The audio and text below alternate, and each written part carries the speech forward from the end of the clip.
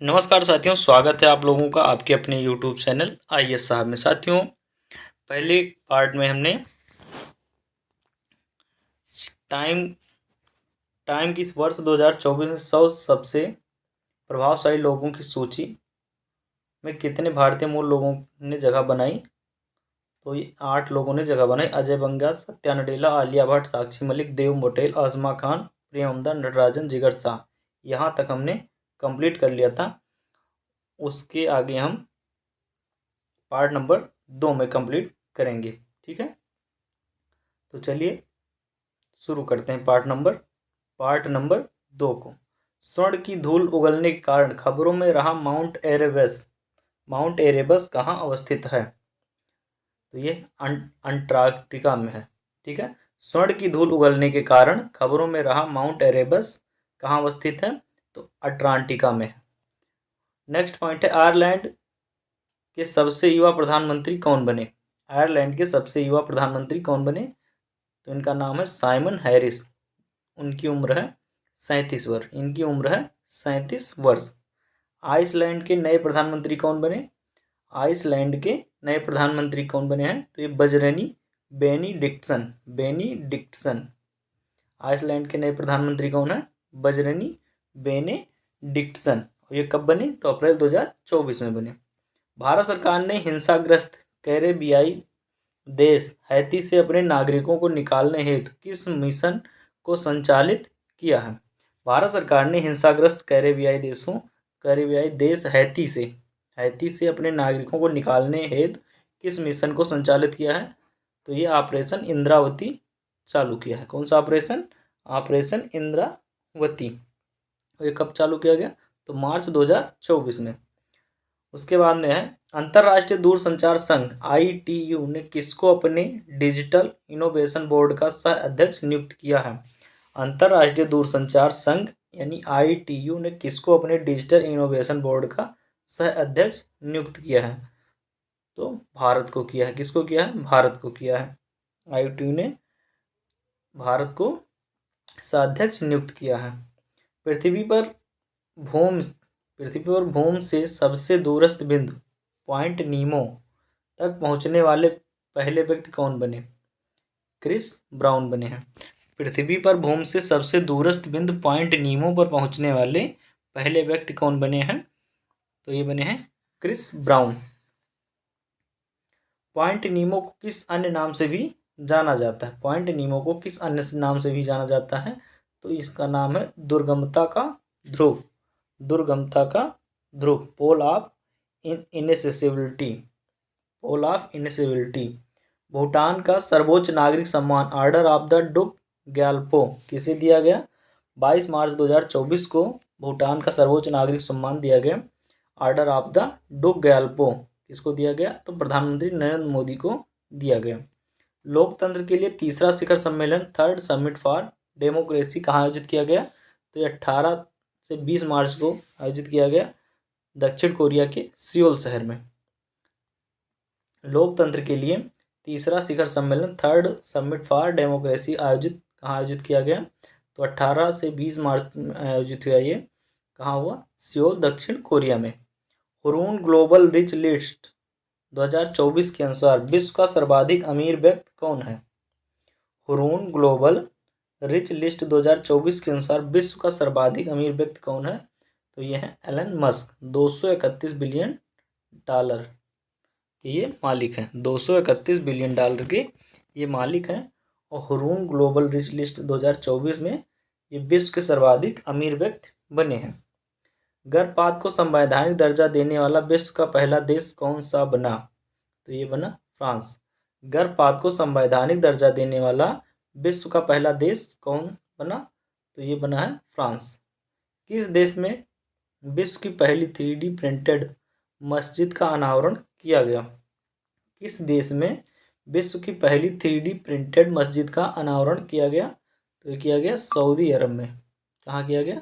Saudi अरब में। किस विश्वविद्यालय ने राष्ट्रपति द्रौपदी मुर्मू को डॉक्टर ऑफ सिविल लॉ की मानद उपाधि से सम्मानित किया। 12 मार्च 2024 को किस विश्वविद्यालय ने राष्ट्रपति द्रौपदी मुर्मू को डॉक्टर ऑफ सिविल लॉ की मानद उपाधि से सम्मानित किया? तो ये मॉरिशस विश्वविद्यालय ने इनको सम्मानित किया है सिविल लॉ की मानद उपाधि से। ठीक है। फिनलैंड के नए राष्ट्रपति कौन बने? फिनलैंड के नए राष्ट्रपति कौन बने? 1 मार्च 2024 को फिनलैंड के नए राष्ट्रपति कौन बने? तो ये बने अलेक्जेंडर स्टब। अलेक्जेंडर स्टब को बनाया गया है फिनलैंड के नए राष्ट्रपति।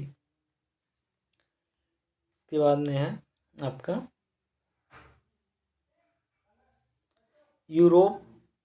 यूरोप के वीजा मुक्त सेगन जोन। यूरोप के वीजा मुक्त सेगन जोन में शामिल होने वाला अंतिम पश्चिम बाल्कान राष्ट्र कौन बना? यूरोप के वीजा मुक्त सेगन जोन में शामिल होने वाला अंतिम पश्चिम बाल्कान राष्ट्र कौन बना? तो ये बना कोसोवो। कोसोवो जो है ये अंतिम पश्चिम बाल्कान राष्ट्र बना। ठीक है। वीजा मुक्त सेगन जोन में शामिल होने वाला अंतिम पश्चिम बाल्कान राष्ट्र कौन है? तो कोसोवो है। भारत की जन औषधि पहल में शामिल होने वाला पहला देश कौन बना? तो ये बना मॉरिशस। भारत की जन औषधि पहल में शामिल होने वाला पहला देश कौन बना? 29 फरवरी 2024 को ये शामिल हुआ। कौन सा देश? तो ये मॉरिशस देश शामिल हुआ। भारतीय भेषज संहिता मानकों को मान्यता देने वाला पहला स्पेनिश भाषी देश कौन बना? भारतीय भेषज संहिता मानकों को मान्यता देने वाला पहला स्पेनिश भाषी देश कौन बना? तो ये बना निकारागुआ। निकारागुआ क्या बना? ये भेषज संहिता मानकों को मान्यता देने वाला पहला स्पेनिश भाषी देश बना। भारत और किस देश के बीच आतंकवाद, मादक पदार्थों की तस्करी और मनी लॉन्ड्रिंग जैसे मुद्दों पर सहयोग को मजबूत करने हेतु होमलैंड सिक्योरिटी डायलॉग 2024 का आयोजन हुआ? भारत और किस देश के बीच आतंकवाद, मादक पदार्थों की तस्करी और मनी लॉन्ड्रिंग जैसे मुद्दों पर सहयोग को मजबूत करने हेतु होमलैंड सिक्योरिटी डायलॉग 2024 का आयोजन हुआ? भारत और अमेरिका के बीच 28 फरवरी 2024 को होमलैंड सिक्योरिटी डायलॉग 2024 का आयोजन हुआ। अंतर्राष्ट्रीय बौद्धिक संपदा सूचकांक 2024 में भारत का कौन सा स्थान है?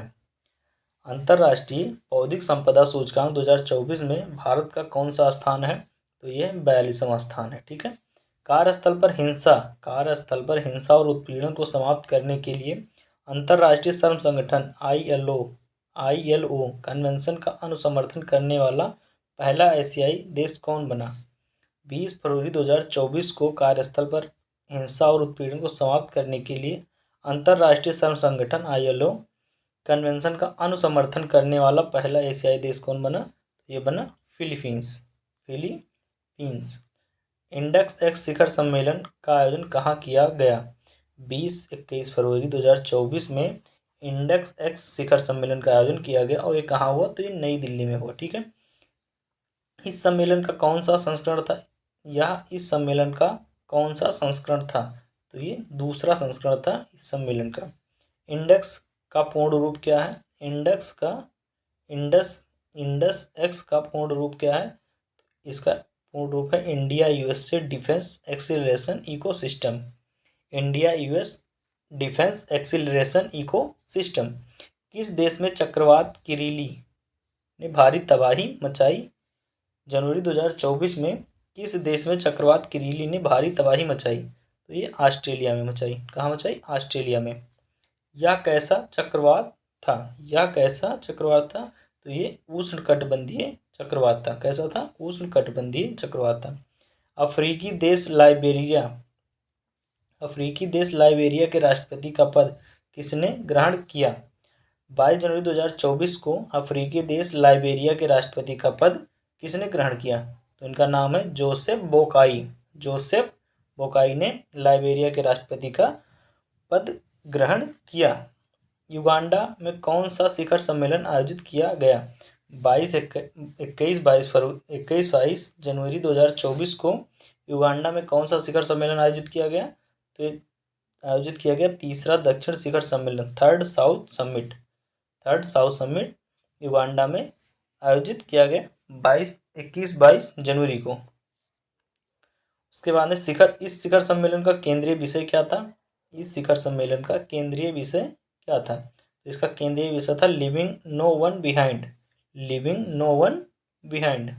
इस शिखर सम्मेलन के प्रतिभागी कौन हैं? इस शिखर सम्मेलन के प्रतिभागी कौन हैं? तो ये हैं G77 के सदस्य देश एवं चीन। G77 के सदस्य देश एवं चीन। किस देश के 3 शहरों नगरों में 22 जनवरी 2024 को अयोध्या राम मंदिर दिवस के रूप में घोषित किया?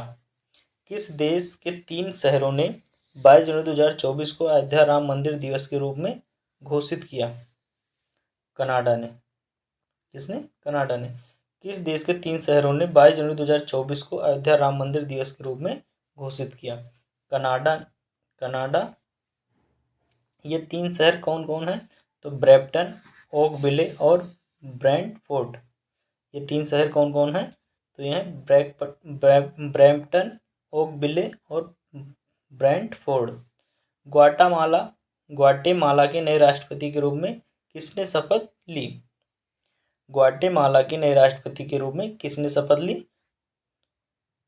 15 जनवरी 2024 को ग्वाटेमाला के नए राष्ट्रपति के रूप में किसने शपथ ली? तो इनका नाम है बर्नार्डो एरेवलो। बर्नार्डो एरेवलो। कौन डेनमार्क के नए सम्राट बने? 14 जनवरी 2024 को डेनमार्क के नए सम्राट कौन बने? तो ये बने फेडरिक दसम। भारत ने किस देश में भारत पार्क स्थापित करने की घोषणा की?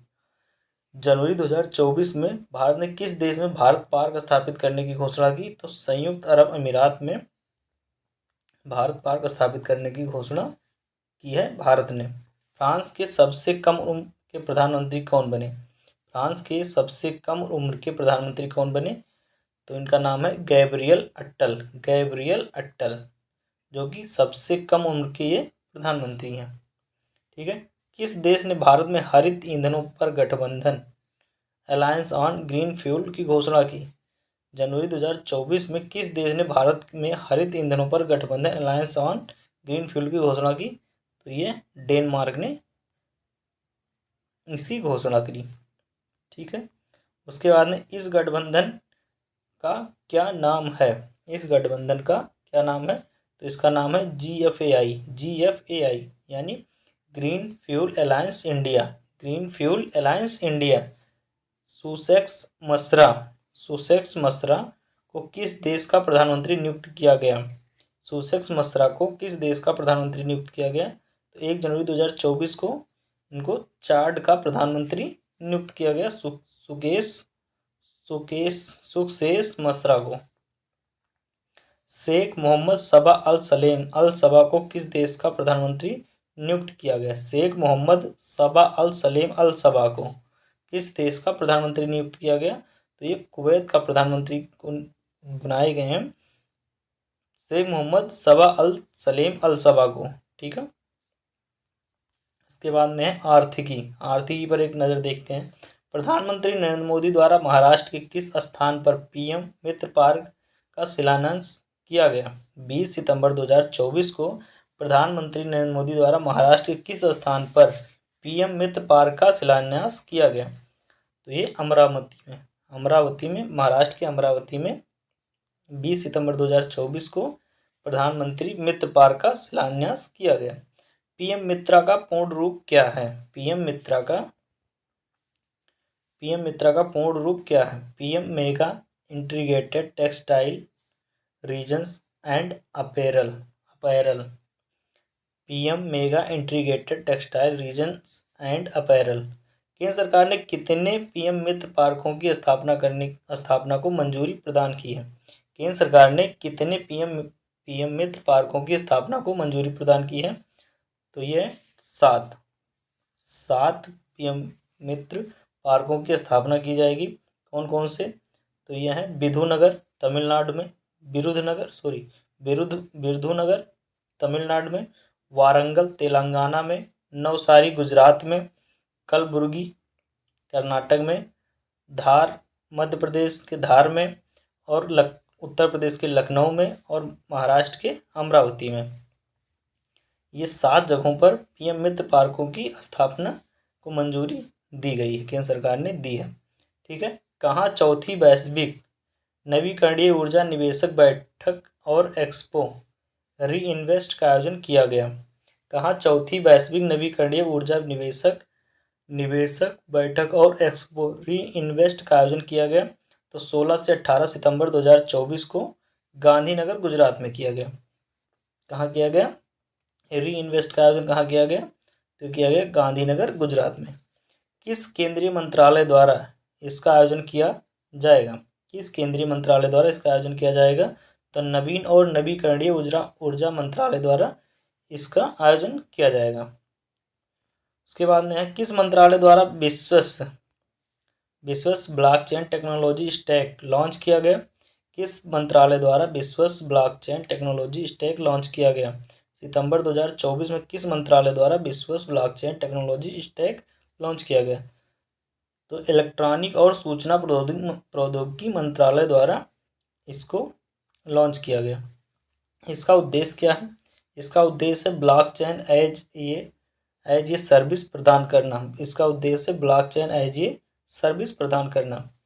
उसके बाद नेक्स्ट पॉइंट है 27वें राष्ट्रीय ई गवर्नेंस सम्मेलन 2024 का आयोजन कहाँ किया गया? 3-4 सितंबर 2024 को 27वें राष्ट्रीय ई गवर्नेंस सम्मेलन 2024 का आयोजन कहाँ किया गया? तो ये मुंबई में किया गया। इस सम्मेलन में ई गवर्नेंस में जिला स्तरीय पहल श्रेणी में गोल्ड अवार्ड उत्तर प्रदेश की किस परियोजना को प्रदान किया गया? इस सम्मेलन में ई गवर्नेंस में जिला स्तरीय पहल श्रेणी में गोल्ड अवार्ड उत्तर प्रदेश की किस परियोजना को प्रदान किया गया? तो ये प्रदान किया गया लैब मित्र को। लैब मित्र पहल कहाँ शुरू की गई थी? तो वाराणसी उत्तर प्रदेश में शुरू करी गई थी। लैब मित्र पहल शुरू कहाँ की गई थी? वाराणसी उत्तर प्रदेश में। किसने अंतर्राष्ट्रीय फार्मा एवं स्वास्थ्य सेवा प्रदर्शनी इम्पैक्स 2024 का उद्घाटन किया? 28 अगस्त 2024 को किसने अंतर्राष्ट्रीय फार्मा एवं स्वास्थ्य सेवा प्रदर्शनी इम्पैक्स 2024 का उद्घाटन किया? तो जितिन प्रसाद ने किया, केंद्रीय मंत्री हैं ये। ठीक है, इन्होंने किया। नाइट फ्रैंक द्वारा प्रकाशित prime global city index 2024 Q2 में प्रथम स्थान पर कौन है? अगस्त 2024 में नाइट फ्रैंक द्वारा प्रकाशित prime global cities index 2024 Q2 में प्रथम स्थान पर कौन है? तो यह मनीला मनीला और फिलीपींस की राजधानी है मनीला। 26% वार्षिक की वृद्धि। 26% वार्षिक की वृद्धि। Prime global cities index 2024 Q2 में द्वितीय स्थान पर कौन सा शहर रहा? तो ये रहा Mumbai. Prime global cities index 2024 Q2 में द्वितीय स्थान पर कौन सा शहर रहा? तो ये रहा मुंबई। सांख्यिकी और कार्यक्रम कार्यान्वयन मंत्रालय ने किस शीर्षक वाली अपनी पुस्तिका जारी की? अगस्त 2024 में सांख्यिकी और कार्यक्रम कार्यान्वयन मंत्रालय ने किस शीर्षक वाली अपनी पुस्तिका जारी की? तो भारत में महिलाएं और पुरुष 2023। इसका क्या शीर्षक है? तो इसका शीर्षक भारत में महिलाएं और पुरुष 2023। इस पुस्तिका का कौन सा संस्करण जारी किया गया? तो 25वां संस्करण जारी किया गया। इसके अनुसार भारत में वर्ष 2036 में लिंगानुपात प्रति 1000 पुरुषों पर महिलाएं कितना होने की उम्मीद है? इसके अनुसार भारत में वर्ष 2036 में लिंगानुपात प्रति 1000 पुरुषों पर महिलाएं कितना होने की उम्मीद है? यह 952।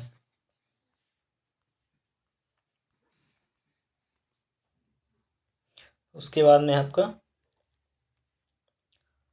वर्ष 2036 तक भारत की जनसंख्या कितनी होने की उम्मीद है? तो यह 152.2 करोड़ 152.2 करोड़ 2036 तक होने की उम्मीद है।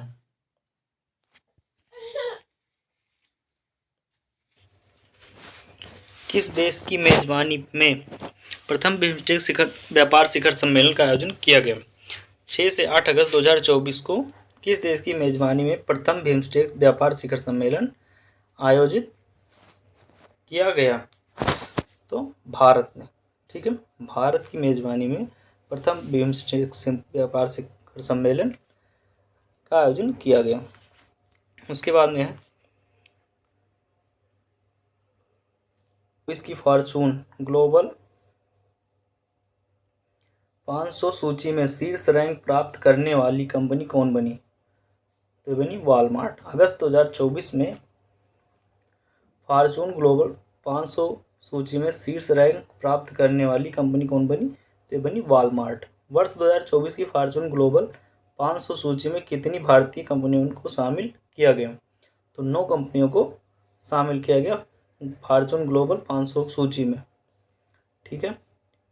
शीर्ष रैंक वाली भारतीय कंपनी के रूप में किसने अपना दर्जा बरकरार रखा है? शीर्ष रैंक वाली भारतीय कंपनी के रूप में किसने अपना दर्जा बरकरार रखा है? तो रिलायंस इंडस्ट्री लिमिटेड ने अपना दर्जा बरकरार रखा है। इसका स्थान है 66वां स्थान। कौन सा राज्य किसानों से सभी फसलें न्यूनतम समर्थन मूल्य पर खरीदने वाला देश का पहला राज्य बना है? कौन सा राज्य किसानों से सभी फसलें न्यूनतम समर्थन मूल्य पर खरीदने वाला देश का पहला राज्य बना है? तो ये बना है हरियाणा।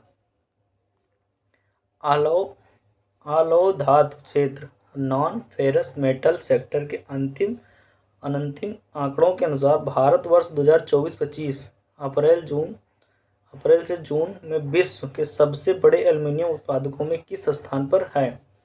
तो यह दूसरे स्थान पर। आलौ धातु क्षेत्र नॉन फेरस मेटल सेक्टर के अंतिम आंकड़ों के अनुसार भारत वर्ष 2024-25 अप्रैल से जून में विश्व के सबसे बड़े एल्युमिनियम उत्पादकों में किस स्थान पर है? तो ये दूसरे स्थान पर है। भारत वैश्विक स्तर पर सबसे बड़े चूना उत्पादकों में किस स्थान पर है? तो यह तीसरे स्थान पर। भारत वैश्विक स्तर पर सबसे बड़े चूना उत्पादकों में किस स्थान पर है? तो तीसरे स्थान पर है चूना उत्पादन में। भारत विश्व में सबसे बड़े लौह अयस्क आयरन और उत्पादकों में किस स्थान पर है? तो ये चौथे नंबर पर। लौह अयस्क उत्पादन में चौथे नंबर पर भारत। WTO की विश्व व्यापार सांख्यिकी 2023 वर्ल्ड ट्रेड स्टैटिस्टिक्स 2023 रिपोर्ट के अनुसार भारत वर्ष 2023 में वैश्विक कृषि उत्पाद निर्यात में कौन से स्थान पर है? तो ये 8वें। WTO की विश्व व्यापार सांख्यिकी 2023 वर्ल्ड ट्रेड स्टैटिस्टिक्स 2023 रिपोर्ट के अनुसार भारत वर्ष 2023 में वैश्विक कृषि उत्पाद निर्यात में कौन से स्थान पर है? 8वें नंबर पर है। कौन सा राज्य 75 जनपदों में डिजिटल क्रॉप सर्वे के माध्यम से फसल उत्पादन का आकलन करने वाला देश का पहला राज्य बना है? 1 अगस्त 2024 को कौन सा राज्य 75 जनपदों में डिजिटल क्रॉप सर्वे के माध्यम से फसल उत्पादन का आकलन करने वाला देश का पहला राज्य बना है? तो ये बना है उत्तर प्रदेश। किस राज्य सरकार ने भारत का पहला चावल ATM लॉन्च किया है? अगस्त 2024 में किस राज्य सरकार ने भारत का पहला चावल ATM लॉन्च किया है? तो ओडिशा ने किया है। ठीक है। इस ATM का क्या नाम है जो 5 मिनट में 50 किलोग्राम तक अनाज दे सकता है, जो 24 घंटे संचालित किया जा सकता है? इस ATM का क्या नाम है जो 5 मिनट में 50 किलोग्राम तक अनाज दे सकता है और 24 घंटे तक संचालित किया जा सकता है? तो इसका नाम है अन्नपूर्ति अनाज ATM। क्या नाम है? अन्नपूर्ति अनाज ATM। किस पत्तन पर भारत की पहली एकीकृत कृषि निर्यात सुविधा इंटीग्रेटेड एग्री एक्सपोर्ट फैसिलिटी स्थापित की जाएगी? जुलाई 2024 में किस पत्तन पर भारत की पहली एकीकृत कृषि निर्यात सुविधा इंटीग्रेटेड एग्री एक्सपोर्ट फैसिलिटी स्थापित की जाएगी? तो ये जवाहरलाल नेहरू पत्तन मुंबई में की जाएगी। ठीक है। उत्तर प्रदेश को $1 ट्रिलियन की अर्थव्यवस्था के रूप में रूपांतरित करने के उद्देश्य से किस विधेयक के मसौदे को मंजूरी प्रदान की गई है? उत्तर प्रदेश को $1 ट्रिलियन की अर्थव्यवस्था के रूप में रूपांतरित करने के उद्देश्य से किस विधेयक के मसौदे को मंजूरी प्रदान की गई है? जुलाई 2024 में उत्तर प्रदेश को $1 ट्रिलियन की अर्थव्यवस्था के रूप में रूपांतरित करने के उद्देश्य से किस विधेयक के मसौदे को मंजूरी प्रदान की गई? तो उत्तर प्रदेश नोडल विनिधान रीजन विनिर्माण क्षेत्र विधेयक 2024। उत्तर प्रदेश नोडल विनिधान रीजन विनिर्माण क्षेत्र विधेयक 2024 को। इस कानून को लागू करने वाला उत्तर प्रदेश देश का कौन सा राज्य बनेगा? इस कानून को लागू करने वाला उत्तर प्रदेश देश का कौन सा राज्य बनेगा? तो ये बनेगा चौथा। पहले पर है गुजरात, दूसरे पर कर्नाटक, तीसरे राजस्थान के बाद उत्तर प्रदेश का नंबर आएगा। उत्तर प्रदेश निर्माण क्षेत्र बोर्ड का अध्यक्ष कौन होगा? उत्तर प्रदेश निर्माण क्षेत्र बोर्ड का अध्यक्ष कौन होगा? तो ये होंगे मुख्यमंत्री जी। कौन होगा? मुख्यमंत्री। भारतीय रिजर्व बैंक ने किसमें शामिल होने के लिए 4 आसियान केंद्रीय बैंकों के साथ आसियान देशों के केंद्रीय बैंकों के साथ समझौते पर हस्ताक्षर किए हैं? भारतीय रिजर्व बैंक ने किसमें शामिल होने के लिए 4 आसियान देशों के केंद्रीय बैंकों के साथ समझौते पर हस्ताक्षर किए? तो जुलाई 2024 में प्रोजेक्ट नेक्सस। भारतीय रिजर्व बैंक ने किसमें शामिल होने के लिए 4 आसियान देशों के केंद्रीय बैंकों के साथ समझौते पर हस्ताक्षर किए? Project nexus. उसके बाद में है आपका प्रोजेक्ट नेक्सस क्या है? एक बहुपक्षीय अंतर्राष्ट्रीय पहल है। प्रोजेक्ट नेक्सस क्या है? एक बहुपक्षीय अंतर्राष्ट्रीय पहल है। प्रोजेक्ट नेक्सस की शुरुआत किसके द्वारा की गई? तो bank for international settlement BIS के इनोवेशन हब के द्वारा। प्रोजेक्ट नेक्सस की शुरुआत किसके द्वारा की गई? Bank for international settlements BIS के इनोवेशन हब के द्वारा। प्रोजेक्ट नेक्सस के संस्थापक सदस्य कौन हैं? प्रोजेक्ट नेक्सस के संस्थापक सदस्य कौन है? तो भारत, मलेशिया, फिलीपींस, सिंगापुर और थाईलैंड है। अगला पॉइंट, प्रोजेक्ट नेक्सस का उद्देश्य क्या है? तत्काल सीमा पार खुदरा भुगतान को सक्षम बनाना। प्रोजेक्ट नेक्सस का उद्देश्य क्या है? तत्काल सीमा पार खुदरा भुगतान को सक्षम बनाना। स्काई ट्रैक्स के विश्व एयरलाइंस पुरस्कार 2024 में किस भारतीय एयरलाइंस को दक्षिण एशिया की सर्वश्रेष्ठ एयरलाइंस के रूप में सम्मानित किया गया है? जून 2024 में स्काई ट्रैक्स के विश्व एयरलाइंस पुरस्कार 2024 में किस भारतीय एयरलाइंस को दक्षिण एशिया की सर्वश्रेष्ठ एयरलाइंस के रूप में सम्मानित किया गया है? जून 2024 में तो विस्तारा को सम्मानित किया गया। किस बैंक को सेंट्रल बैंकिंग लंदन द्वारा risk manager of the year award 2024 से सम्मानित किया गया? जून 2024 में भारतीय रिजर्व बैंक को। किस बैंक को सेंट्रल बैंकिंग लंदन द्वारा risk manager of the year award 2024 से सम्मानित किया गया? भारतीय रिजर्व बैंक को। वित्त वर्ष 2023-24 के दौरान भारत में सबसे अधिक पवन ऊर्जा क्षमता वृद्धि हासिल करने वाले 3 राज्य कौन हैं? तो गुजरात, कर्नाटक और तमिलनाडु है। वित्त वर्ष 2023-24 के दौरान भारत में सबसे अधिक पवन ऊर्जा क्षमता वृद्धि हासिल करने वाले 3 राज्य कौन हैं? गुजरात, कर्नाटक और तमिलनाडु। केंद्र सरकार ने कहाँ देश के पहले underground coal gasification pilot project का शुभारंभ किया है? 24 जून 2024 को केंद्र सरकार ने कहाँ देश के पहले underground coal gasification pilot project का शुभारंभ किया है? तो ये झारखंड में किया है। ग्लोबल इलेक्ट्रिसिटी रिव्यू 2024 रिपोर्ट किसने जारी की? ग्लोबल इलेक्ट्रिसिटी रिव्यू 2024 रिपोर्ट किसने जारी की? मई 2024 में। तो एम्बर ने जारी की। वैश्विक ऊर्जा थिंक टैंक ने ग्लोबल इलेक्ट्रिसिटी रिव्यू 2024 रिपोर्ट जारी की। ग्लोबल इलेक्ट्रिसिटी रिव्यू 2024 रिपोर्ट के अनुसार विश्व में वर्ष 2023 में सौर ऊर्जा उत्पादक शीर्ष देश कौन से हैं? तो पहला है चीन, दूसरा है संयुक्त राज्य अमेरिका और तीसरा है Bharat. Global electricity review 2024 report के अनुसार विश्व में वर्ष 2023 में सौर ऊर्जा उत्पादक शीर्ष देश कौन से हैं? चाइना, अमेरिका और Bharat. World wealthiest cities report 2024 के अनुसार विश्व के शीर्ष 50 सबसे अमीर शहरों में भारत के कौन से शहर शामिल हुए? मई 2024 में। वर्ल्ड वेल्दिएस्ट सिटीज रिपोर्ट 2024 के अनुसार विश्व के शीर्ष 50 सबसे अमीर शहरों में भारत के कौन से शहर शामिल हुए? मई 2024 में। तो मुंबई को 24वां स्थान मिला और दिल्ली को 37वां स्थान मिला। विश्व प्रवासन रिपोर्ट 2024 वर्ल्ड माइग्रेशन रिपोर्ट 2024 के अनुसार वर्ष 2022 में शीर्ष प्रेषण प्राप्तकर्ता देश कौन है?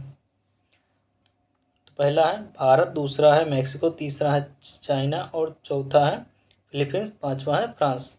विश्व प्रवासन रिपोर्ट 2024 वर्ल्ड माइग्रेशन रिपोर्ट 2024 के अनुसार वर्ष 2022 में शीर्ष प्रेषण प्राप्तकर्ता देश कौन है? भारत, मैक्सिको, चीन, फिलीपींस और France. Oxford economics global cities index 2024 भारतीय शहरों में सर्वश्रेष्ठ रैंक किसकी है?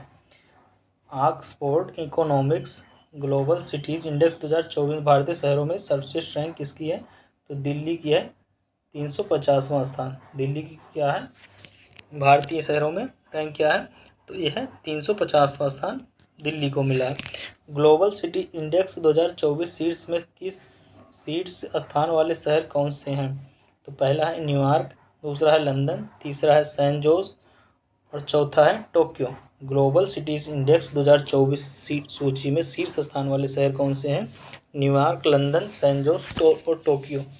संयुक्त राष्ट्र व्यापार और विकास सम्मेलन अंकटाड अब किस नाम से जाना जाएगा, तो इसका नाम हो जाएगा संयुक्त राष्ट्र व्यापार और विकास संयुक्त राष्ट्र व्यापार और विकास सम्मेलन UNCTAD अब किस नाम से जाना जाएगा, तो ये जाना जाएगा संयुक्त राष्ट्र व्यापार और विकास UN ट्रेड एंड डेवलपमेंट के नाम से जाना जाएगा। मानव विकास संस्थान IHD और अंतर्राष्ट्रीय श्रम संगठन ILO ने किस शीर्षक से एक रिपोर्ट जारी की है, तो भारत रोजगार रिपोर्ट 2024 जारी की है।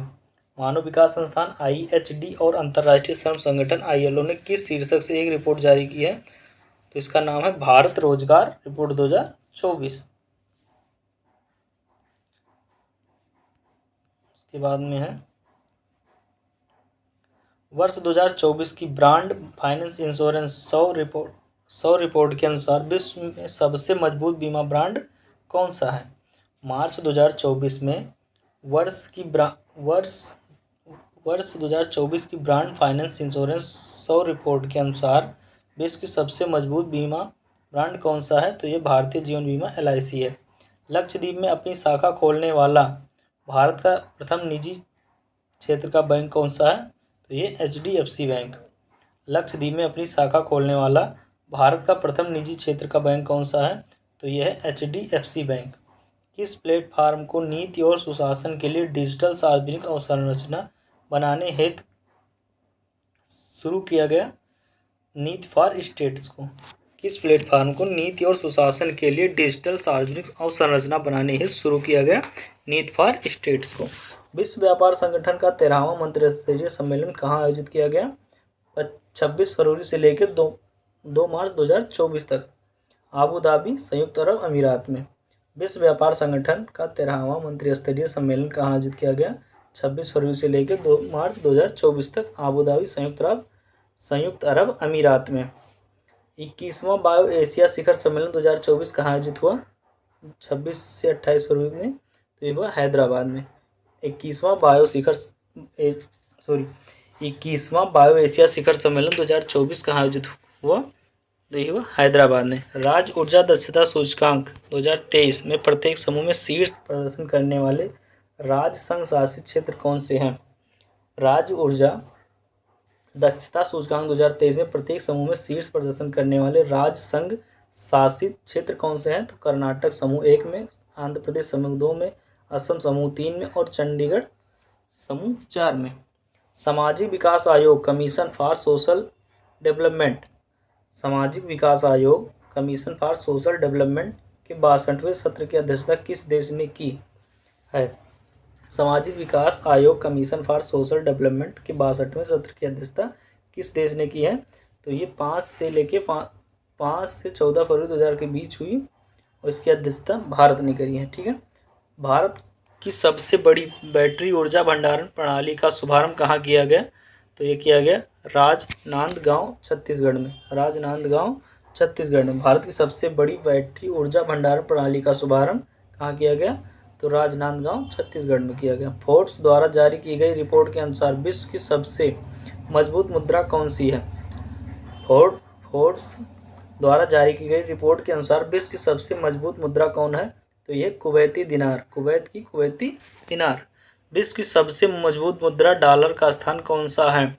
विश्व की सबसे मजबूत मुद्रा में डॉलर का स्थान कौन सा है, तो यह 10वां स्थान है। ब्लूमबर्ग के अनुसार बाजार पूंजीकरण मार्केट कैपिटलाइजेशन के संदर्भ में विश्व के सबसे बड़े शेयर बाजारों में भारत को पहली बार कौन सा स्थान प्राप्त हुआ है, तो जनवरी 2024 में 4था स्थान प्राप्त हुआ है। ठीक है। ब्लूमबर्ग के अनुसार बाजार पूंजीकरण मार्केट कैपिटलाइजेशन के संदर्भ में विश्व के सबसे बड़े शेयर बाजारों में भारत को पहली बार कौन सा स्थान प्राप्त हुआ है, तो 4था स्थान प्राप्त हुआ है। इस रैंकिंग में शीर्ष 3 देश कौन से हैं। इस रैंकिंग में शीर्ष 3 देश कौन से हैं? तो अमेरिका, चाइना और जापान है। अमेरिका, चाइना और जापान है। उसके बाद अमेरिकी एरोस्पेस कंपनी बोइंग ने भारत में पहला वितरण केंद्र कहाँ खोला है? अमेरिकी एरोस्पेस कंपनी बोइंग ने भारत में पहला वितरण केंद्र कहाँ खोला है? तो 15 जनवरी 2024 को खुर्जा उत्तर प्रदेश में खोला है। ठीक है, खुर्जा उत्तर प्रदेश में। उसके बाद में है multi dimensional poverty in India since multi dimensional poverty in India since 2005-06 नामक चर्चा पत्र किसने जारी किया? तो जनवरी में चालू किया गया, नीति आयोग ने इसे शुरू किया। ठीक है, multi dimensional poverty in India since 2005-06 नामक चर्चा पत्र किसने जारी किया? तो नीति आयोग ने जारी किया। भारत में बहुआयामी निर्धनता वर्ष 2013-14 में 29.17 से घटकर वर्ष 2022-23 में कितनी रह गई?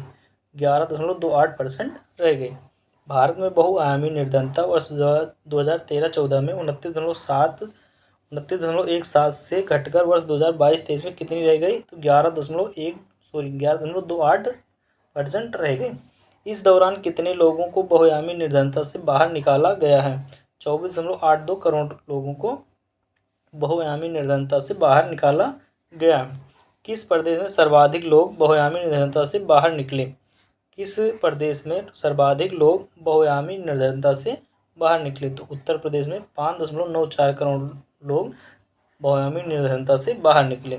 विश्व आर्थिक मंच की 54वीं वार्षिक बैठक कहाँ पर आयोजित हुई? विश्व आर्थिक मंच की 54वीं वार्षिक बैठक कहाँ आयोजित हुई? तो ये 15 से 19 जनवरी के बीच दावोस क्लोस्टर्स स्विट्जरलैंड में आयोजित हुई। 54वीं वार्षिक बैठक कहाँ आयोजित हुई? तो ये दावोस क्लोस्टर स्विट्जरलैंड में हुई। किसने ग्लोबल रिस्क रिपोर्ट 2024 जारी किया? विश्व आर्थिक मंच 10 जनवरी 2024 को ग्लोबल रिस्क रिपोर्ट 2024 जारी किया गया। अब विज्ञान में देखेंगे, विज्ञान में क्या है?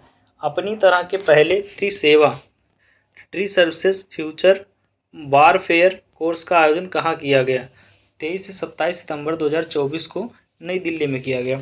अपनी तरह के पहले त्रिसेवा tri services future warfare course का आयोजन कहाँ किया गया? 23 से 27 सितंबर 2024 को नई दिल्ली में किया गया। WHO के अनुसार विश्व के कुष्ठ रोग लेप्रोसी का उन्मूलन करने वाला प्रथम देश कौन बना? तो ये बना जॉर्डन। 19 सितंबर 2024 को WHO के अनुसार विश्व में कुष्ठ रोग लेप्रोसी का उन्मूलन करने वाला प्रथम देश कौन बना? तो ये बना जॉर्डन। ईरान द्वारा किस अनुसंधान उपग्रह को लॉन्च किया गया है? 14 सितंबर 2024 को ईरान द्वारा किस अनुसंधान उपग्रह को लॉन्च किया गया है? तो इसका नाम है चमरान 1। उसके बाद में प्रेस बायोपिया से प्रभावित व्यक्तियों के लिए पढ़ने के चश्मे पर निर्धनता को कम करने हेतु किस आई ड्रॉप को प्रदत्त लाइसेंस को निरस्त कर दिया गया है?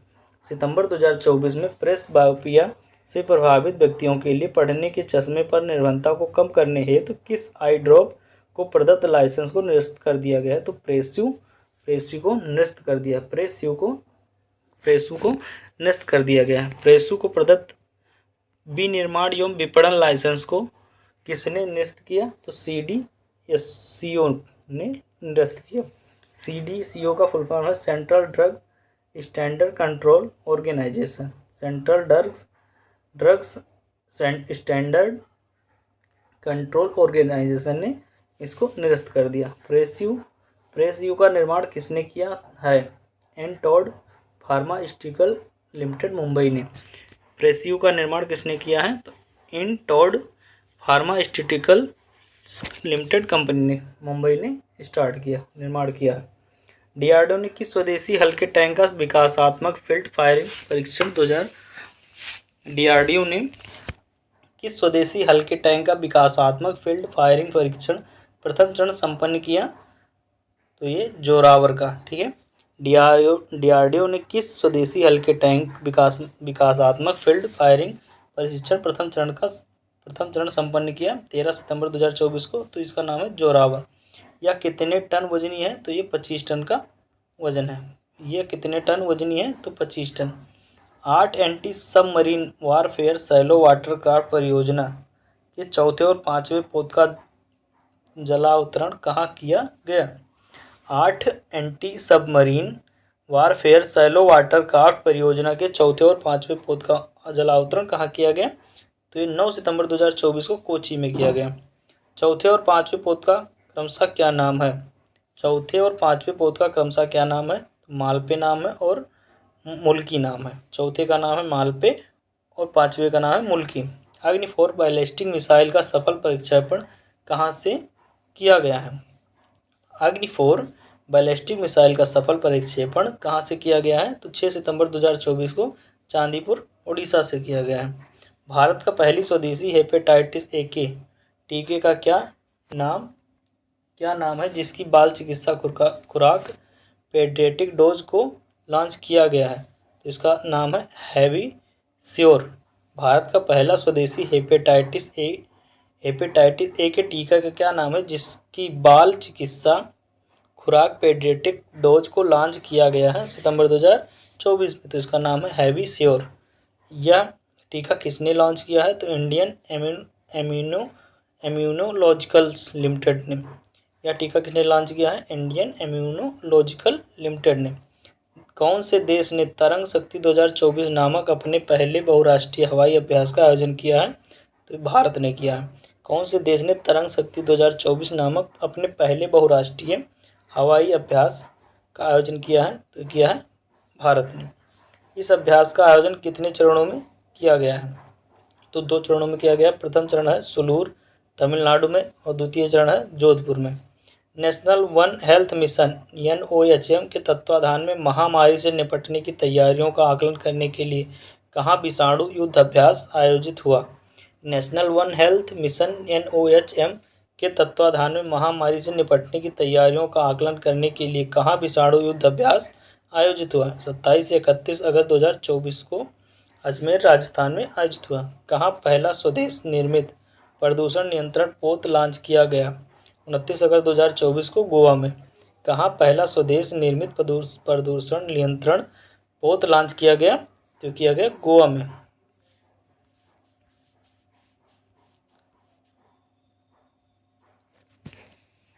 इस स्वदेश निर्मित प्रदूषण नियंत्रण पोत का क्या नाम है? तो इसका नाम है समुद्र प्रताप।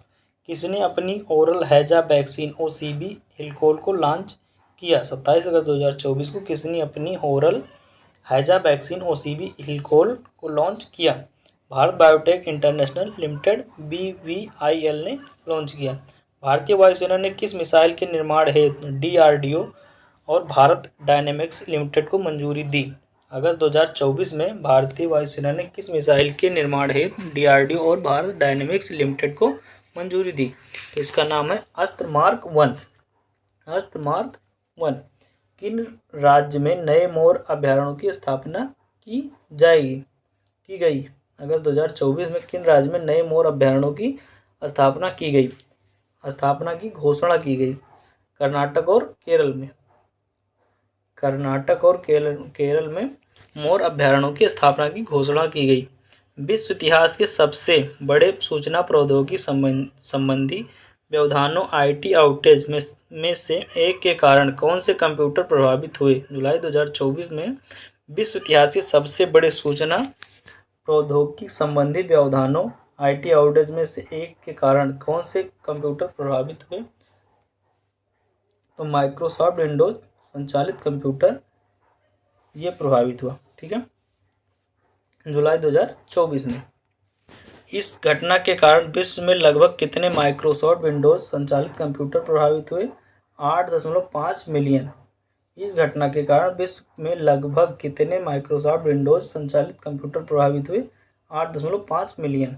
यह व्यवधान साइबर सुरक्षा क्षेत्र की किस कंपनी द्वारा जारी सॉफ्टवेयर अपडेट के कारण उत्पन्न हुआ? तो क्राउड स्ट्राइक के द्वारा यह व्यवधान उत्पन्न हुआ।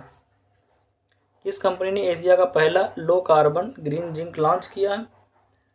किस कंपनी ने एशिया का पहला low carbon green zinc launch किया जुलाई 2024 में? तो हिंदुस्तान जिंक लिमिटेड ने लॉन्च किया पहला लो कार्बन जिंक। ठीक है, इसका क्या नाम है? तो इकोजन नाम। क्या नाम है? इकोजन। पूरी तरह हाइड्रोजन ईंधन से चलने वाली विश्व की किस पहली वाणिज्यिक यात्री नौका का अनावरण किया गया? 19 जुलाई 2024 को पूरी तरह से हाइड्रोजन ईंधन से चलने वाली विश्व की पहली वाणिज्यिक यात्री नौका का अनावरण किया गया। तो इसका नाम क्या है? MV सी चेंज। MV सी चेंज। इस नौका का अनावरण कहाँ किया गया? सैन फ्रांसिस्को खाड़ी USA में। सैन फ्रांसिस्को खाड़ी USA में। अंतरिक्ष अन्वेषण एवं अनुसंधान एजेंसी सेरा ने ब्लू ओरिजिन के मानव अंतरिक्ष उड़ान कार्यक्रम के लिए किसको साझेदार देश घोषित किया? 1 जुलाई 2024 को अंतरिक्ष अन्वेषण एवं अनुसंधान एजेंसी सेरा ने ब्लू ओरिजिन के मानव अंतरिक्ष उड़ान कार्यक्रम के लिए किसको साझेदार देश घोषित किया? तो भारत को किया। ठीक है। यह कार्यक्रम किन देशों के नागरिकों के लिए है? जिन्होंने अंतरिक्ष में बहुत कम या कोई अंतरिक्ष यात्रा नहीं भेजा है। यह कार्यक्रम किन देशों के नागरिकों के लिए है? जिन्होंने अंतरिक्ष में बहुत कम या कोई अंतरिक्ष यात्री नहीं भेजा है। किस स्थान से जंपिंग स्पाइडर की 2 नई प्रजातियों की खोज की गई? किस स्थान से जंपिंग स्पाइडर की 2 नई प्रजातियों की खोज की गई जुलाई 2024 में? तो ये पश्चिमी घाट से। एक जंपिंग स्पाइडर का नाम MS स्वामीनाथन के नाम पर क्या रखा गया है? तो इसका नाम रखा गया हैब्रोसिस्टम स्वामीनाथन। एक जंपिंग स्पाइडर का नाम MS स्वामीनाथन के नाम पर क्या रखा गया है? तो इसका नाम है हैब्रोसिस्टम स्वामीनाथन। दूसरे जंपिंग स्पाइडर का नाम किसके नाम पर हैब्रोसिस्टम बेंजामिन रखा गया है? तो इसका नाम है प्रोफेसर सुरेश पी बेंजामिन। दूसरे जंपिंग स्पाइडर का नाम किसके नाम पर हैब्रोसिस्टम बेंजामिन रखा गया है? तो इसका नाम है प्रोफेसर सुरेश बी बेंजामिन।